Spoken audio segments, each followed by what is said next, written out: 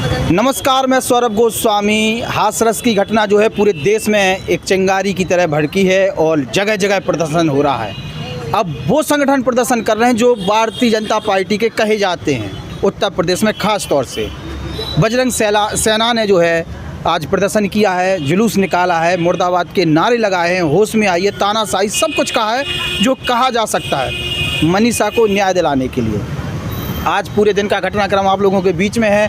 कांग्रेस कैसे हमलावर है, विपक्ष कैसे हमलावर है और जिस समाज से मनीषा आती है वो समाज भी लगातार प्रदर्शन कर रहा है और कई जगह तो उनने बहिष्कार भी किया है।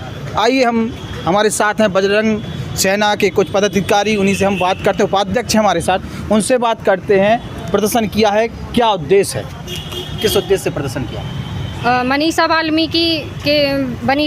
वाल्मीकि को न्याय दिलाने के लिए हम लोगों ने प्रदर्शन किया है।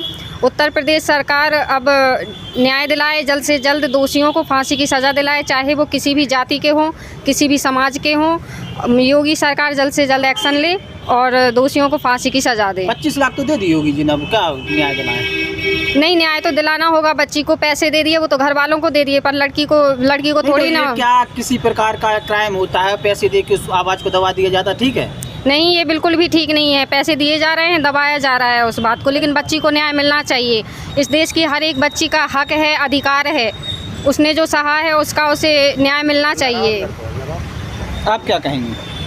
मेरी भी गवर्नमेंट से यही अपील है कि योगी सरकार अब होश में आए। लड़कियों के साथ जो आए प्रतिदिन उत्पीड़न हो रहा है उसको रोका जाए। जैसे कि बात की जाए, आपने 25 लाख दिए, 25 लाख देने से क्या होता है? क्या ये क्राइम 25 लाख देने से रुक जाएगा? लड़कियों को मनीषा वाल्मीकि को न्याय मिलना चाहिए। जैसे कि मनीषा की चिता की आग ठंडी नहीं हो पाई थी। बलरामपुर में 22 साल की लड़की के साथ गैंग रेप हुआ, उसकी रीढ़ की हड्डी तोड़ी गई, पैर तोड़े गए। प्रशासन रात दिन धीरे धीरे करके एक एक करके केसों को दबाता जा रहा है। जब गुंडों की गाड़ी पलटाई जा सकती है तो क्या दोषियों की गाड़ी नहीं पलटाई जा सकती है? पुलिस की भूमिका क्या रही पूरे केस में? पुलिस कहीं ना घेरे में है। पुलिस हर जगह से सवाल के घेरे में है। जब माँ बाप से बात हुई, लड़की का बयान लिया गया, साफ साफ बोला गया उसकी जीभ कटी दिख रही है, उसकी रीढ़ की हड्डी तोड़ी गई है। जब उसके साथ इतना उत्पीड़न हुआ और आप चार्जशीट जारी कर रहे हैं कि उसके साथ रेप ही नहीं हुआ है, कोई क्राइम ही नहीं हुआ है, बिना बताए उसकी फैमिली को रात के 2:30 बजे उसका अंतिम संस्कार किया जाता है। कौन सी सभ्यता के अनुसार आप उसका अंतिम संस्कार रात के 2:30 बजे करते हैं? एडीपी का बयान आया, मतलब हम लोग क्या एडीजी का बयान आया कि उसके साथ रेप नहीं हुआ था, कोई घटना नहीं हुई थी। हम लोग क्या समझे इससे कि अगर मनीषा की जगह आपकी बेटी होती तो क्या आप भी यही बयान देते? क्या आप आवाज़ नहीं उठाते? आखिरकार कब तक लड़कियों के और औरतों के साथ ये अत्याचार होता रहेगा? गवर्नमेंट को सख्त से सख्त सज़ा देनी चाहिए दोषियों को और आरोपियों को, और अब गवर्नमेंट को होश में आना चाहिए। सरकार क्या लीपापोती कर रही, कुछ बोलेंगे आप? कुछ बोलेंगे? सरकार लीपापोती कर रही क्या? हाँ, सरकार कर रही है, क्योंकि जिस तरह से उसका पोस्टमार्टम करने के बाद ये बयान दिया गया कि उसके साथ कुछ भी नहीं हुआ था और उसको जला दिया गया, उसका अंतिम संस्कार कर दिया गया और मीडिया को भी दूर रखा गया। तो इसमें है सरकार की कुछ है जो भी मतलब उन लोगों ने किया हुआ है। तो मीडिया को जाने नहीं दे रहे, रात को उसकी चिता को जला दिया, तो आखिर क्या कारण था ऐसा? वहाँ के स्थानीय प्रशासन के ऊपर क्या दबाव था, किस कारण से ऐसा हुआ? वो मुद्दे को दबाना चाहते हैं। कहीं ना कहीं प्रशासन की जो मंशा है वो गलत दिखाई दे रही है। बिल्कुल गलत है। प्रशासन की मंशा तो गलत है ही, वो तो साफ ही नजर आ रहा है। वर्तमान जो सरकार है पहले तो कहती थी हम आएंगे तो सब खत्म हो जाएगा, किसी प्रकार से हमारी बेटियां असुरक्षित नहीं होंगी। खुद योगी आदित्यनाथ इसके दावे भी करते हैं, भाषण भी बहुत अच्छे देते हैं कि सभी जो माफिया हैं, क्रिमिनल हैं, वो प्रदेश छोड़ के चले जाएं। उसके बाद जैसे ही वो भाषण देते कुछ ना बड़ी घटना हो जाती है। भाषण वीर हैं क्या केवल?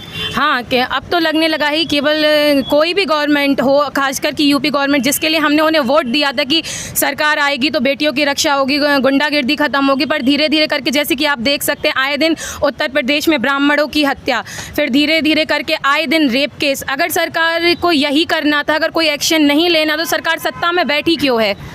जब रातों रात सरकार पलटी जा सकती है, सरकार बदली जा सकती है, तो क्या रातों रात रेप केस और इन तरीके केसों के लिए क्या कोई कड़क नियम कायदे कानून नहीं बनाए जा सकते हैं क्या?